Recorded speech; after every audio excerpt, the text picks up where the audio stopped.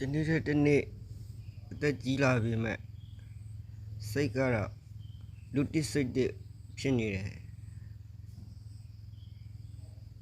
ကလေးဘဝကိုပြန်လဲတန်းတမိတယ်တရားပြောရှင်တဲ့နေ့တည်းလေးဒီနေ့ရောက်ရှင်တယ်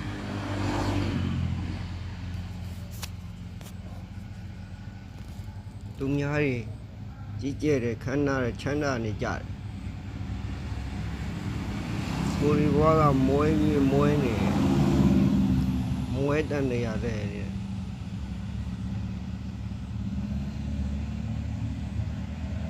ချမ်းသာအောင်ဘာလို့လုပ်ရင်ကောင်းမလဲ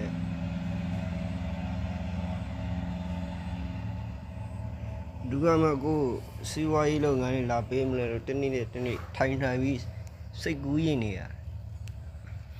စိတ်ကူးလိုက်တော့ဖြစ်ရင်တော့အရန်ကောင်းမှာပေါ့ဖြစ်လာမဖြစ်လာတော့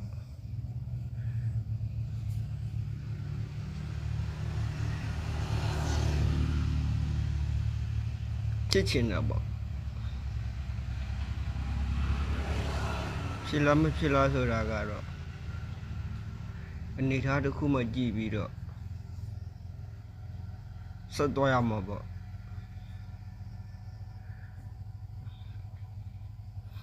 ကံကံဤအကျိုးဆိုပေမဲ့လေကိုယ်တိုင်ကလည်းအာမစဉ်းစားမတတ်ပါမှအစွမ်းစားမရှိဆိုတော့သွားပြီးမွေးဒီဘဝတော့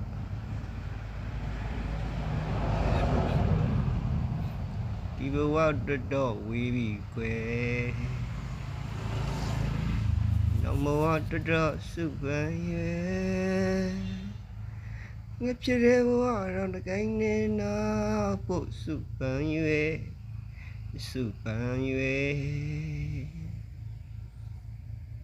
ဒီမောင်မပြေသာအတွေ့ကပါသေးဝေဒီချာတင်တော့ပါမေအသေးပြေဝေစိင္ဟာရူပြင်းမရှိဘူးဝေကိုလွမ်းလို့ငူပါမေဒီဘဝတော့ဝေးပြီးခွဲနောက်ဘဝတော့စုပန်၍ငါဖြစ်တဲ့ဘဝတော့တကိုင်းနေနာဖို့စုပန်၍စုပန်နေ